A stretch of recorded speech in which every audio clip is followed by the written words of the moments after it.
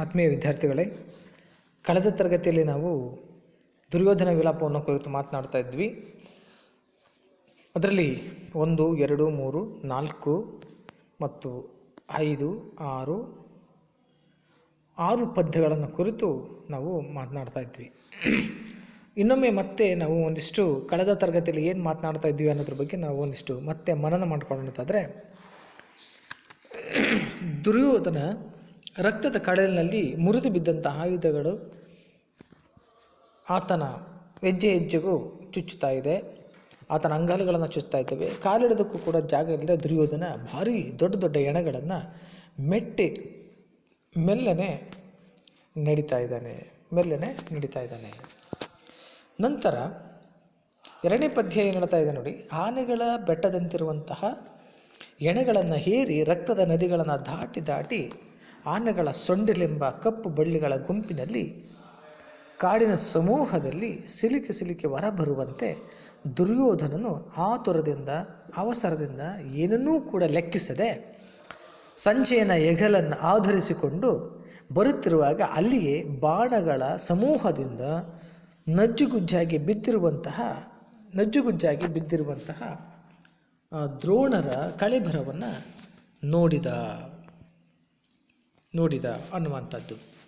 ನಂತರದ ನೋಡಿ, ಸ್ವಭಾವತಃ ಕೆಟ್ಟವನಾಗಿರ್ತಕ್ಕಂತಹ ದುಷ್ಟದ್ಯುಮ್ನ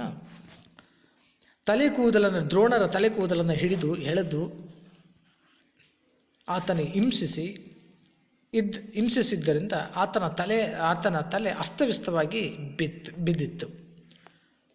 ಅಂತಹ ಸ್ಥಿತಿಯನ್ನು ಚಕ್ರವರ್ತಿಯಾಗಿರ್ತಕ್ಕಂತಹ ದುರ್ಯೋಧನ ನೋಡಿ ಆತನ ಶೌರ್ಯ ಸಾಹಸಗಳ ಬಗ್ಗೆ, ಆತನ ಬಿಲ್ಲಿನ ಜಾಣ್ಮೆಯ ಬಗ್ಗೆ ಮಾತಾಡ್ತಾ ಇದ್ದ. ನಾನು ಈ ಪದ್ಯಗಳ ಕೆಲವು ಸಂದರ್ಭಗಳನ್ನು ಕೂಡ ನಾನು ನಿಮಗೆ ಸೂಚಿಸಿದ್ದೀನಿ. ಕರೆಕ್ಟಾಗಿ ನೀವು ಅದನ್ನು ಗಮನಿಸಿದ್ರಿ ಅಂತ ಭಾವಿಸ್ಕೊಳ್ತೀನಿ. ನೋಡಿ, ಪರಾಕ್ರಮಿಯಾದಂತಹ ದ್ರೋಣಾಚಾರ್ಯರೇ, ನಿಮ್ಮ ಧನುರ್ವಿದ್ಯೆ ಕೌಶಲ್ಯವನ್ನು ನಾವು ಅರಿತಿಲ್ವೇ? ಅರ್ಜುನನೇ ಅಲ್ಲ, ಸ್ವತಃ ತ್ರಿಶೂಲವನ್ನು ಧರಿಸಿರ್ತಕ್ಕಂತಹ ಪಿನಾಕಪಾಣಿಯಾದ ಶಿವ ಕೂಡ ನಿಮ್ಮೊಡನೆ ನಿಂತು ಪ್ರತಿಭಟಿಸಿ ಯುದ್ಧವನ್ನು ಮಾಡಿ ಗೆಲ್ಲೋದಕ್ಕೆ ಸಾಧ್ಯ ಇಲ್ಲ.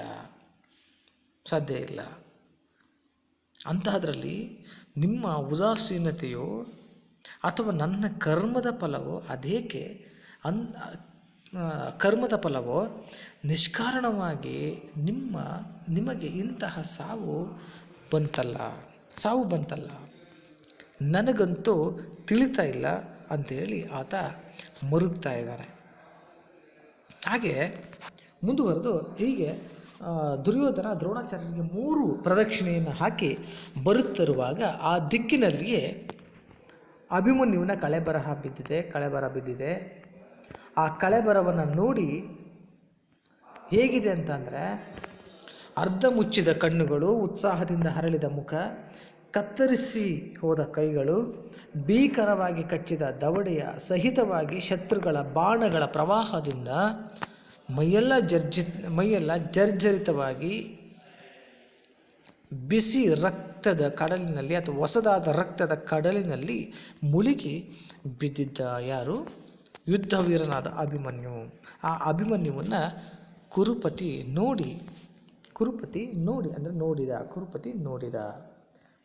ನೋಡಿ ಮಾತಾಡ್ತಾನೆ. ಅಂತಹ ತನ್ನ ಅಹಿಕೇತನಂ ನೋಡಿ, ಅಂತಹ ಸರ್ಪಧ್ವಜವನ್ನು ಸಂಕೇತವಾಗಿ ಉಳ್ಳಂತಹ ದುರ್ಯೋಧನ ನೋಡಿ ಹೇಳ್ತಾ ಇದ್ದಾನೆ. ಏನು ಹೇಳ್ತಾನೆ ಅವನು ಅಂತಂದರೆ, ಗುರು ಪಣ್ಣಿದ ಚಕ್ರವ್ಯೂಹ ರಚನೆ ಪೆರಗರಿದು ಪುಗಲ್ ಅದಂಪಕ್ಕು ರಣಾಜೀರದುಳ್ ಹರಿನೃಪರ ನಿಕ್ಕಿದ ನರಸುತ ನಿನ್ನೋರಿಗೆ ದೊರೆಗೆ ಗಂಡರು ಹೊಳರೆ ಅಂತ. ಗುರು ದ್ರೋಣಾಚಾರ್ಯ ರಚಿಸಿರ್ತಕ್ಕಂತಹ, ಯಾರು ರಚಿಸಿದ್ದು? ಗುರು ದ್ರೋಣಾಚಾರ್ಯ ರಚಿಸಿರ್ತಕ್ಕಂತಹ ಚಕ್ರವ್ಯೂಹ ರಚನೆ ಬೇರೆಯವರಿಗೆ ತಿಳಿಯದು, ಬೇರೆಯವರಿಗೆ ಗೊತ್ತಿಲ್ಲ. ಅಂತಹದನ್ನು ನೀನು ಹೊಕ್ಕು ರಣರಂಗದಲ್ಲಿ ಶತ್ರು ರಾಜರನ್ನು ನೀನು ಕೊಂದಿಕ್ಕಿದೆ. ಅಭಿಮನ್ಯು ಅಂದರೆ ನರಸುತ, ಅರ್ಜುನನ ಮಗನಾದ ಅಭಿಮನ್ಯು, ನಿನ್ನೋರಿಗೆ ಗಂಡರು ನಿನ್ನೋರಿಗೆ ಗಂಡರು ಮೊಳರೆ, ನಿನಗೆ ಸರಿಸಮಾನರಾದಂತಹ ವೀರರು ಮತ್ತೊಬ್ಬರುಂಟೆ ಅಂತೇಳಿ ಆತನ ಪರಾಕ್ರಮವನ್ನು ಹೊಗಳಿ ಮುಂದಕ್ಕೆ ಹೋಗ್ತಾನೆ. ನೋಡಿ ಮತ್ತೆ ಹೇಳ್ತಾನೆ, ಅಸಮಬಲ ಭವತ್ವಿಕ್ರಮಂ ಅಸಂಭವಂ ಪೆರರ್ಗೆ ನಿನ್ನ ಆನ್ ಇನಿತಂ ಪ್ರಾರ್ಥಿಸುವೆನ್ ಅಭಿಮನ್ಯು ನಿಜ ಸಾಹಸೈ ಏಕ ದೇಶಾನು ಮರಣಮೇ ಯಮಗಕ್ಕೆ ಘಡ ಅಂತ ಹೇಳ್ತಾ. ಅಂದರೆ ನಿನ್ನಂತಹ ಶಕ್ತಿಶಾಲಿ, ನಿನ್ನಂತಹ ಸಾಮರ್ಥ್ಯ ಅಭಿಮನ್ಯು ಕುಮಾರ ಯಾರಿಗೂ ಇಲ್ಲ, ನಿನ್ನಂತೆ ಪರಾಕ್ರಮ ತೋರಬಲ್ಲವರು ಮತ್ತೊಬ್ಬರಿಲ್ಲ. ನಾನು ನಿನ್ನನ್ನು ಇಷ್ಟನ್ನೇ ಬೇಡಿಕೊಳ್ಳುವಂಥದ್ದು, ಇಷ್ಟನ್ನೇ ಪ್ರಾರ್ಥಿಸ್ಕೊಳ್ತೇನೆ. ಏನು ಅಂದರೆ ನಿನ್ನ ಸಾಹಸದಲ್ಲಿ ಒಂದು ಅಂಶವಾದರೂ ನನ್ನಲ್ಲಿದ್ದರೆ ಅದಕ್ಕನುಗುಣವಾದಂತಹ ವೀರ ಮರಣವು ನನಗೆ ಉಂಟಾಗಲಿ ಅಂತೇಳಿ ಕೇಳ್ಕೊಳ್ತಾ ಇದ್ದಾನೆ ಆತನನ್ನು. ಹೀಗೆ ಕೇಳಿಕೊಂಡು ಮುಂದೆ ಹೋಗುವಾಗ ಅಲ್ಲಿ ಸ್ವಲ್ಪ ದೂರದಲ್ಲಿ ಆತನ ಮಗನಾದಂತಹ ಲಕ್ಷ್ಮಣ ಕುಮಾರನ ಕಳೆಬರ ಬಿದ್ದಿದೆ. ಆತನ ನೋಡಿ ಹೇಗೆ ದುಃಖವನ್ನು ಪಡ್ತಾನೆ ನೋಡಿ. ಎಂದು ಆತ್ಮಗತದೊಳೆ ಬಗೆದು, ಹೀಗೆ ಅಭಿಮನ್ಯುವಿನ ಬಗ್ಗೆ ತನ್ನ ಆತ್ಮದಲ್ಲಿಯೇ ತಾನು ಮಾತನಾಡಿಕೊಂಡು, ಬಗೆದು ಅಂದರೆ ಹೇಳಿಕೊಂಡು ಅಂತಹ ಅಭಿಮನ್ಯುವಿಗೆ ಕೈಗಳನ್ನು ಮುಗಿತಾ ಇದ್ದಾನೆ. ಮುಗಿದು ಬರುವಾಗ ತನ್ನ ಮಗನಾದ ಲಕ್ಷ್ಮಣ ಕುಮಾರನಂ ನೆನೆದು, ಲಕ್ಷ್ಮಣ ಕುಮಾರನಾದಂತಹ ತನ್ನ ಮಗ ಇದನ್ನೆಲ್ಲ ಆತನನ್ನು ನೆನೆದು ಮನ್ಯುದ್ಧೃತ ಕಂಠನಾಗಿ, ತುಂಬ ದುಃಖ ತುಂಬಿದ ಕಂಠನಾಗಿ, ಧ್ವನಿವುಳ್ಳವನಾಗಿ ತದಾಸನ್ನ ಪ್ರದೇಶದೋಳು ಸ್ವಲ್ಪ ದೂರದ ಪ್ರದೇಶದಲ್ಲಿ ತನ್ನ ಕುಮಾರನಂ ಕಂಡು, ತನ್ನ ಮಗನಾದಂತಹ ಲಕ್ಷ್ಮಣ ಕುಮಾರನನ್ನು ಕಂಡು ಪುತ್ರ ಸ್ನೇಹ ಕಾತರ ಹೃದಯನಾಗಿ ತನ್ನ ಮಗ ಅನ್ನುವಂತಹ ಕಾರಣಕ್ಕಾಗಿ ಆತ ಎಷ್ಟು ಮಗನನ್ನು ನಾನು ಕಾತುರ ಅಂತಂದರೆ ಎಷ್ಟೊತ್ತಿಗೆ ನೋಡ್ತೇನೋ ಅಂತೇಳಿ ಆತ ಸ್ವಲ್ಪ ಹತ್ತಿರದಲ್ಲಿಯೇ ಬಿದ್ದಿರುವಂತಹ ತನ್ನ ಮಗನನ್ನು ಕಂಡು ಪ್ರೀತಿ ತುಂಬಿದಂತಹ ಹೃದಯವುಳ್ಳವನಾಗಿ ದುರ್ಯೋಧನ ಮುಂದೆ ಬರ್ತಾ ಇದ್ದಾನೆ. ಗಾಂಧಾರಿ ನಂದನಂ, ಯಾರು ಬರ್ತಾ ಇರೋದು? ಗಾಂಧಾರಿಯ ಮಗನಾದಂತಹ ದುರ್ಯೋಧನ. ನಂದನ ಅಂದರೆ ಮಗ. ಭಾನುಮತಿ ನಂದನ, ಯಾರ ಮಗನನ್ನು ನೋಡಲಿಕ್ಕೆ ಬರ್ತಾ ಇದ್ದಾನೆ? ತನ್ನ ಹೆಂಡತಿಯಾದಂತಹ ಭಾನುಮತಿ ಇದ್ದಾರಲ್ಲ, ಆ ಭಾನುಮತಿಯ ಮಗ ಲಕ್ಷ್ಮಣ ಕುಮಾರನನ್ನು ನೋಡಲಿಕ್ಕೆ ಬರ್ತಾ ಇದ್ದಾನೆ.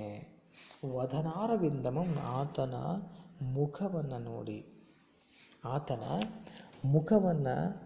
ನೋಡಿ ಆತ ಮಾತಾಡ್ತಾ ಇದ್ದಾನೆ.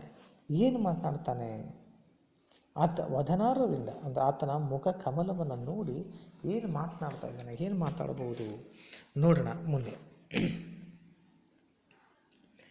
ಜನಕಂಗೆ ಜಲಾಂಜಲಿಯಂ ತನುಭವಂ ಕೊಡುವುದು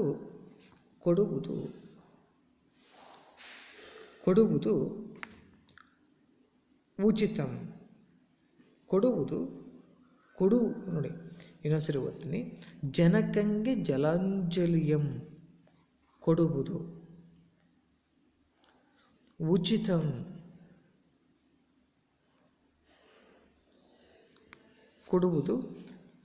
ಉಚಿತಂ, ಅದು ಗೆಟ್ಟಿಗಳ್. ನಿನಗೆ ಆಂ ಕೊಡುವಂತಾದುದೇ ತನುಜ, ನೀ ಕ್ರಮ ವಿಪರ್ಯಮಂ ಮಾಡುವುದೇ. ಜನಕಂಗೆ ಜಲಾಂಜಲಿಯಂ ತನುಭವಂ ಕೊಡುವುದು ಉಚಿತಂ, ಅದು ಗೆಟ್ಟಿಗಳ್. ನಿನಗೆ ಆಂ ಕೊಡುವಂತಾದುದೇ ತನುಜ, ನೀ ಕ್ರಮ ವಿಪರ್ಯಮಂ ಮಾಡುವುದೇ. ತನ್ನ ಮಗನ ಶವವನ್ನು ನೋಡಿ ದುಃಖಿತಗೊಂಡಿರ್ತಕ್ಕಂತಹ ದುರ್ಯೋಧನ ಮಗನನ್ನು ಕುರಿತು ಮಾತನಾಡ್ತಾ ಇದ್ದಾನೆ. ಏನು ಮಾತಾಡ್ತಾ ಇದ್ದಾನೆ ನೋಡಿ. ಮಗನು ಜನಕಂಗೆ, ತಂದೆಗೆ ಜನಕ ಅಂತಂದರೆ ತಂದೆಗೆ ಜಲಾಂಜಲಿಯಂ ಜಲಾಂಜಲಿಯಂ ಅಂದರೆ ತರ್ಪಣವನ್ನು, ಜಲಾಂಜಲಿ ಅಂದರೆ ತರ್ಪಣ, ತಂದೆಗೆ ತರ್ಪಣವನ್ನು. ತನುಭವ ಅಂತಂದರೆ ಮಗ, ತನ್ನಿಂದ ಹುಟ್ಟಿದವನು ಮಗ. ಯಾರಿಂದ? ಇಲ್ಲಿ ದುರ್ಯೋಧನದಿಂದ ಹುಟ್ಟಿರ್ತಕ್ಕಂಥವನು. ತನುಭವಂ ಮಗನು. ಕೊಡುವುದು ಉಚಿತಂ, ಕೊಡುವುದು ಉಚಿತ, ಕೊಡುವುದು ಯೋಗ್ಯವಾದದ್ದು. ತಂದೆಗೆ ಮಗನು ತರ್ಪಣವನ್ನು ಕೊಡುವಂಥದ್ದು ಉಚಿತವಾದದ್ದು, ಅದು ಯೋಗ್ಯವಾದದ್ದು, ಒಳ್ಳೆಯದು. ಈಗಳ್ ನೋಡಿ, ಈಗಳ್ ಅಂದರೆ ಈಗ, ಅದು ಅದು ಗೆಟ್ಟು ನೋಡಿ, ಅದು ಕೆಟ್ಟು ಅಲ್ಲಿ ನೀವು ಅದು ಗೆಟ್ಟು ಅಂತ ಓದ್ಕೋಬೇಕು ಅದನ್ನು. ಅದು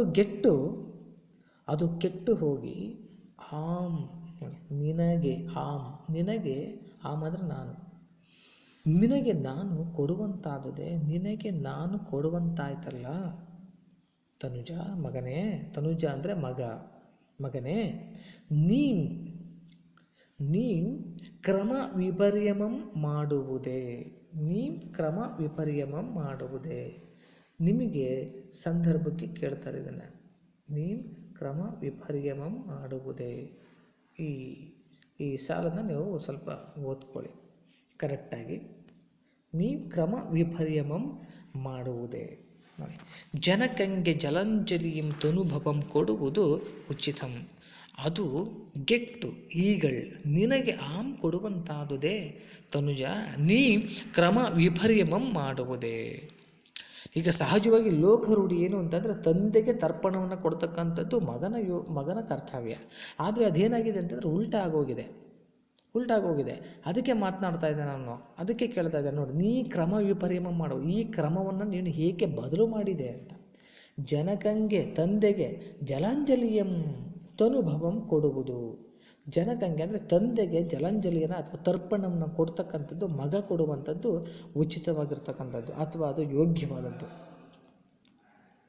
ಅದು ಗೆಟ್ಟು, ಅದು ಈಗಳ್, ಅದು ಈಗ ಕೆಟ್ಟು ಹೋಗಿ ನಿನಗೆ ನಾನು ಕೊಡುವಂತಾಯ್ತಲ್ಲ ತನುಜ, ಮಗನೇ. ನೀಂ ಕ್ರಮ ವಿಪರ್ಯಮಂ ಮಾಡುವುದೇ, ನೀನು ಈ ಕ್ರಮವನ್ನು ಏಕೆ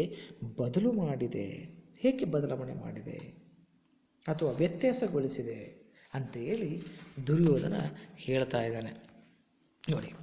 ಎಂದು ಪಶ್ಚಾತ್ತಾಪಂ ಗೆಯ್ಯೆ ಸಂಜಯಂ ಸಂತೈಸಿ ಮುಂದೊಯ್ಯೆ ಭೀಮಸೇನನ ಗದ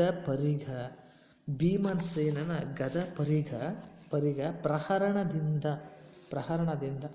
ರುಧಿರ ಪ್ರವಾಹ ವಶಗತನಾಗಿರ್ಧ ಯುವರಾಜನ್ ಇರ್ದಡೆಯುಂ ಕುರುರಾಜ ನೈದವಂಧಾಗಳ್ ಅಂತ. ಎಂದು ಪಶ್ಚಾತ್ತಾಪಂಗೆಯ, ಈ ರೀತಿಯಾಗಿ ತನ್ನ ಮಗನನ್ನು ಕುರಿತು ಪಶ್ಚಾತ್ತಾಪವನ್ನು ಪಡ್ತಾ ಇದ್ದಾನೆ. ಹೀಗೆ ಪಶ್ಚಾತ್ತಾಪವನ್ನು ಗೆಯ್ಯುವಾಗ ಸಂತೈಸಿ ಆತನನ್ನು ಸಂಜಯ ಏನು ಮಾಡ್ತಾನೆ, ಸಮಾಧಾನಗೊಳಿಸ್ತಾನೆ. ಆತನನ್ನು ಸಮಾಧಾನಗೊಳಿಸಿ ಮುಂದೆ ಕರೆದುಕೊಂಡು ಹೋಗಲು ಭೀಮಸೇನನ ಅಂದರೆ ಭೀಮನ ಗದ ಅಂದರೆ ಗದೆ, ಪರಿಗ ಅಂದರೆ ಆಯುಧ, ಪರಿಗ ಅಂದರೆ ಆಯುಧ, ಗದ ಅಂದರೆ ಗದೆ, ಪರಿಗ ಗದೆ ಎಂಬ ಆಯುಧದಿಂದ, ಪ್ರಹರಣ ಅಂದರೆ ಹೊಡೆತದಿಂದ ಅಂದರೆ ಭೀಮಸೇನನ ಗದೆಯ ಹೊಡೆತದಿಂದ, ರುಧಿರ ಅಂದರೆ ರಕ್ತ ಪ್ರವಾಹ ವಶಗತನಾಗಿರ್ದ, ರಕ್ತದ ಪ್ರವಾಹದಲ್ಲಿ ಬಿದ್ದಿದ್ದ ಯಾರು? ಯುವರಾಜ ನಿರ್ಧಡೆಯಂ, ಯುವರಾಜ ಇಲ್ಲಿ ದುಶ್ಯಾಸನ, ಯುವರಾಜ ದುಶ್ಯಾಸನ. ಇರ್ದಡೆಯಂ ಇದ್ದ ಕಡೆಯಲ್ಲಿ ಕುರುರಾಜ ನೈದವಂದಾಗಳು, ಕುರುರಾಜನಾದ ಅಂದರೆ ಕುರುವಂಶಕ್ಕೆ ರಾಜನಾದಂತಹ ದುರ್ಯೋಧನ ಯುವರಾಜನ ಇದ್ದ ಕಡೆಗೆ ಎಯ್ದ ಅಂದರೆ ಸಮೀಪಿಸಿ ಹತ್ತಿರಕ್ಕೆ ಬಂದಾಗ ಅಂದರೆ ಇನ್ನೊಮ್ಮೆ ಅದರ ಭಾವಾರ್ಥವನ್ನು ಹೇಳ್ತೇನೆ ನೋಡಿ. ಹೀಗೆ ದುರ್ಯೋಧನ ದುಃಖ ಪಡ್ತಾ ಇರುವಾಗ ಎಂದು ಪಶ್ಚಾತ್ತಾಪಂಗಯ್ಯ ಅಂದರೆ ಹೀಗೆ ಹೇಗೆ ಮರುಗುತ್ತಿರಲು ಅಂತಂದರೆ ಲಕ್ಷ್ಮಣ ಕುಮಾರನನ್ನು ಕುರಿತು ಮರುಗ್ತಾ ಇರುವಾಗ, ಪಶ್ಚಾತ್ತಾಪ ಪಡ್ತಾ ಇರುವಾಗ ಸಂಜೆಯನ್ನು ಏನು ಮಾಡ್ತಾನೆ, ಸಮಾಧಾನಪಡಿಸಿ ಆತನನ್ನು ಮುಂದೆ ಕರ್ಕೊಂಡು ಹೋಗ್ತಾನೆ. ಅಲ್ಲಿ ಭೀಮಸೇನನ ಗದೆಯ ಹೊಡೆತದಿಂದ ರಕ್ತದ ಪ್ರವಾಹದಲ್ಲಿ ಬಿದ್ದಿದ್ದಂತಹ ಯುವರಾಜನಾದ ದುಶ್ಯಾಸನ ಅಲ್ಲಿಗೆ ದುರ್ಯೋಧನನ್ನು ಬರ್ತಾನೆ. ಬಂದು ದುಶ್ಯಾಸನನನ್ನು ಕುರಿತು ಏನು ಮಾತಾಡ್ತಾನೆ ನೋಡಿ. ಏನು ಮಾತಾಡ್ಬೋದು? ನೋಡಿ, ನಿನ್ನಂ ಕೊಂದಂ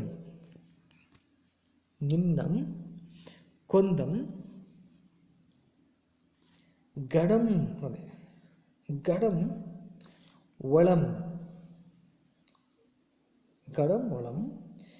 ಇನ್ನುಂ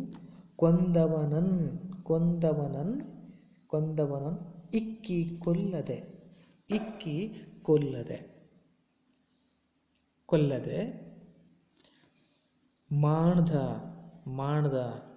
ಮಾಡ್ದ ಆನ್ ಇನ್ನುಂ ಒಳೆಂ ಗಡ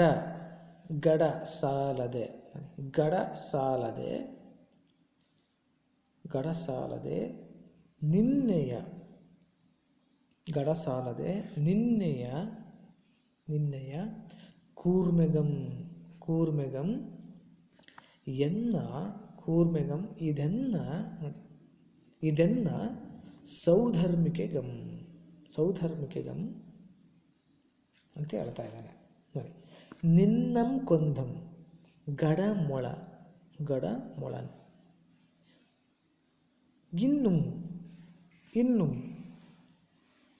ಇನ್ನುಂ ಕೊಂದವನಿಕ್ಕಿ ಕೊಲ್ಲದೆ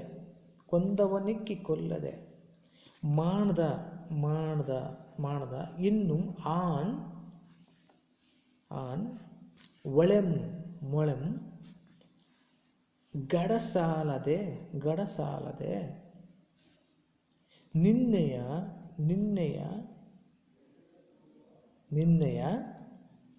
ಕೂರ್ಮೆಗಂ ಇದನ್ನ ಸೌಧರ್ಮಿಕೆ ಗಮ್ ಅಂತ ಹೇಳ್ತಾ ಇದ್ದಾನೆ. ಅಂದರೆ ಸಂಪೂರ್ಣವಾಗಿ ಇದರ ಅರ್ಥ ಏನು ಅಂದರೆ, ದುಶ್ಯಾಸನನ್ನ ಕುರಿತು ಹೇಳ್ತಾ ಇದ್ದಾನೆ ದುರ್ಯೋಧನ. ನಿನ್ನನ್ನು ಕೊಂದವನು ಇನ್ನೂ ಬದುಕಿದ್ದಾನೆ. ನಿನ್ನಂ ಕೊಂದಂ ಗಡಮೊಳನ್ ಇನ್ನುಂ ಅಂದರೆ ನಿನ್ನನ್ನು ಕೊಂದವನು ಇನ್ನೂ ಬದುಕಿದ್ದಾನೆ. ಕೊಂದವನಿಕ್ಕಿ ಕೊಂದವನನ್ನು ಕೊಲ್ಲದೆ ಮಾಡ್ದ ಬಿಟ್ಟ ಅಥವಾ ಸುಮ್ಮನಿದ್ದ ಅಥವಾ ಕೊಲ್ಲದೆ ಬಿಟ್ಟ ಇನ್ನು ನಾನು ಮೊಳೆಂ ಗಡಸಾಲ ಇನ್ನೂ ಬದುಕಿದ್ದೇನೆ. ನಿನ್ನನ್ನು ಕೊಂದವನನ್ನು ಕೊಲ್ಲದೆ ಬಿಟ್ಟು ನಾನಿನ್ನೂ ಬದುಕಿದ್ದೇನೆ.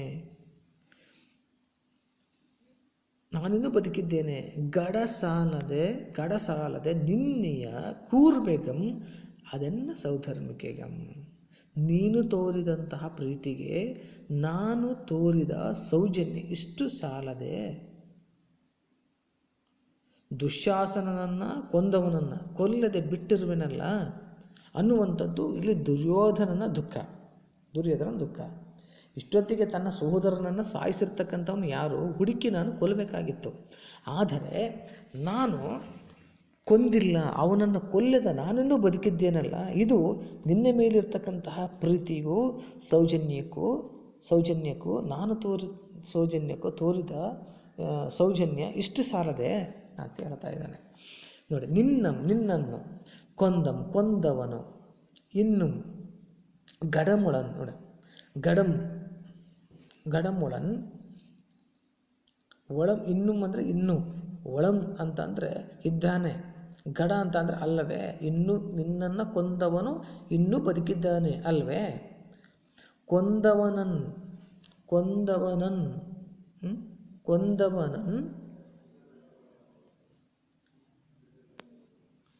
ನೋಡಿ, ಕೊಂದವನಿಕ್ಕಿ ಕೊಲ್ಲದೆ, ನಿನ್ನನ್ನು ಕೊಂದವನನ್ನು ಕೊಲ್ಲದೆ ಮಾಡ್ದ ಬಿಟ್ಟ ಮಾಡ್ದನ್ನೆ ಅಂದರೆ ಬಿಟ್ಟ ಇನ್ನೂ ಕೂಡ ಮೊಳೆಂ ಇದ್ದೇನೆ. ನಿನ್ನನ್ನು ಕೊಂದವನನ್ನು ಕೊಲ್ಲದೆ ನಾನಿನ್ನೂ ಇದ್ದೇನೆ.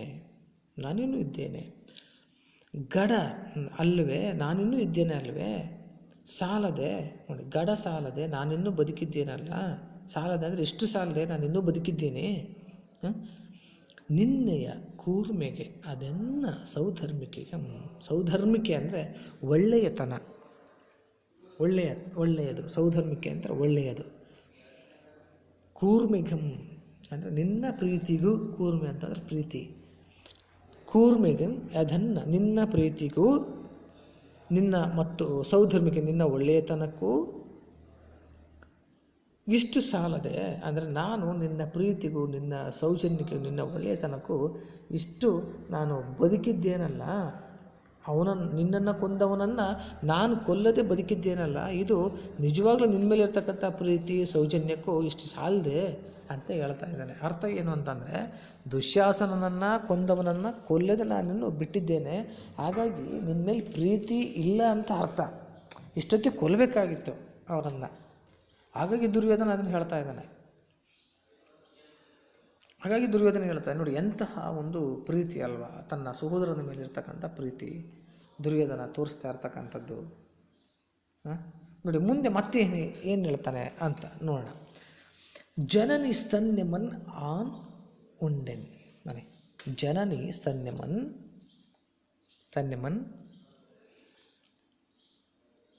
ಆಂ ಉಂಡೆನ್. ಬಳಿಕೆ ನೀಂ ಸೋಮಾಮೃತಂ ದಿವ್ಯ ಭೋಜನಂ ಎಂಬಿ ಇಂತಿವನು ಉಂಡೆನ್ ಆಂ. ಬಳಿಕೆ ನೀಂ ಬಾಲತ್ವದಿಂದ ಎಲ್ಲಿಯೂ ವಿನಯ ಉಲ್ಲಂಘನಂ ಆದುದಿಲ್ಲ. ಮರಣಕ್ಕೆ ಹಿಂದೆ ನೀಂ ಮುಂಚಿದೈ ಮೊನೆಯೊಳ್ ಸೂಳ್ ತಡಮಾಯಿತು ಇದೊಂದೆಡೆಯೊಳಂ. ವತ್ಸ ದುಶ್ಯಾಸನ ಎಷ್ಟು ಚೆನ್ನಾಗಿ ಹೇಳ್ತಾನೆ.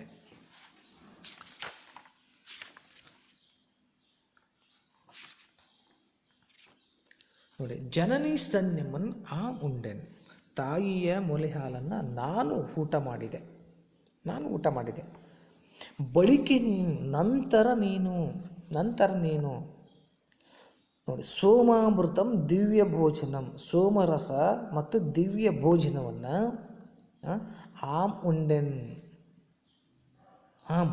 ನೋಡಿ, ದಿವ್ಯ ಭೋಜನಂ ಎಂಬ ಇಂತಿವನ್ ಉಂಡೆನ್. ಸೋಮಾಮೃತ ಮತ್ತು ದಿವ್ಯ ಭೋಜನ ಎಂಬ ಇತ್ಯಾದಿಯನ್ನು ನಾನು ಉಂಡೆ. ಬಳಿಕೆ ನಂತರ ನೀನು ಬಾಲ್ಯದಿಂದ ಎಲ್ಲಿಯೂ ಕೂಡ ವಿನಯ ಉಲ್ಲಂಘನ ಮಾಡುವುದಿಲ್ಲ. ಈ ವಿನಯವನ್ನು ಮೀರಿ ನೀನು ನಡೆಯಲಿಲ್ಲ, ಉಲ್ಲಂಘನೆ ಮಾಡಿರಲಿಲ್ಲ. ಮರಣಕ್ಕಿಂದೆ ನೀ ಮುಂಚಿದೆ, ಮರಣಕ್ಕೆ ಮಾತ್ರ ನೀನು ಯಾಕೆ ಮುಂದಾದೆ?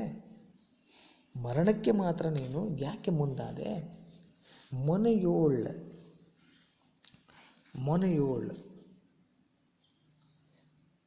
ಇಲ್ಲಿ ಮಾತ್ರ ನೀನು ಯಾಕೆ ಮುಂದಾದೆ ದುಶ್ಯಾಸನ? ಮೊನೆಯೋಳ್ ಅಂತಂದರೆ ಯುದ್ಧದಲ್ಲಿ ಇದೊಂದು ಕಡೆ ಮಾತ್ರ ನೀನು ಯಾಕೆ ಮುಂದಾದೆ? ಸೂಳ್ ತಡಮಾಯಿತು. ಸೂಳ್ ಅಂತಂದರೆ ಸರದಿ, ಸಾಲು, ಪಾಳಿ ಅನ್ನುವ ಅರ್ಥವನ್ನು ಕೊಡುತ್ತೆ. ಸೂಳ್ ತಡಮಾಯಿತು, ಸರದಿ ತಡ ಆಯಿತು. ಯುದ್ಧದಲ್ಲಿ ಮಾತ್ರ ಮೊನೆಯೋಳ್ ಸೂಳ್ ತಡಮಾಯಿತು. ಯುದ್ಧದಲ್ಲಿ ಮಾತ್ರ ಸರದಿ ತಡ ಆಯಿತು, ವಿಳಂಬ ಆಯಿತು. ಇದೊಂದು ಕಡೆ ಮಾತ್ರ ತಡವಾಯಿತು. ಆ ವತ್ಸ ದುಶ್ಯಾಸನ ಮಗನೇ ದುಶ್ಯಾಸನ ಮಗ ಅಂತ ಕರಿತಾ ಇದ್ದೇನೆ ದುರ್ಯೋಧನ. ಅಂದರೆ ಮೊದಲು ತಾಯಿಯ ಎದೆ ಹಾಲನ್ನು ಕುಡಿದವನು ನಾನು, ಸೋಮಾಮೃತ ದಿವ್ಯ ಭೋಜನ ಎಂಬ ಇತ್ಯಾದಿಗಳನ್ನು ಮೊದಲು ಉಂಡವನು ನಾನು. ಬಳಿಕ ನೀನು ಬಾಲತ್ವದಿಂದ ಎಲ್ಲಿಯೂ ವಿನಯ ಉಲ್ಲಂಘನ ಮಾಡೋದಿಲ್ಲ. ಇದನ್ನು ನೀನು ಬಾಲ್ಯದಿಂದಲೂ ಕೂಡ, ಚಿಕ್ಕ ವಯಸ್ಸಿನಿಂದಲೂ ಕೂಡ ಎಲ್ಲಿಯೂ ಉಲ್ಲಂಘನೆಯನ್ನು ಮಾಡಿರಲಿಲ್ಲ. ಆದರೆ ಮರಣಕ್ಕಿಂತ ನೀ ಮುಂಚಿದೆ, ಮರಣಕ್ಕೆ ಮಾತ್ರ ಯಾಕೆ ನೀನು ಮುಂದಾದೆ? ಮೊನೆಯೋಳ್ ಸೂಳ್ ತಡಮಾಯಿತು ಇದೊಂದಡೆಯೋಳು ಮಾತ್ರ. ಯುದ್ಧದಲ್ಲಿ ಮಾತ್ರ ಈ ಸರದಿ ಇದೆಯಲ್ಲ, ಈ ಸರದಿ ಸ್ವಲ್ಪ ತಡ ಆಯಿತು ಆ ವತ್ಸ ದುಶ್ಯಾಸನ ಅಂತ ಕೇಳ್ಕೊಳ್ತಾ ಇದ್ದಾನೆ ದುರ್ಯೋಧನ.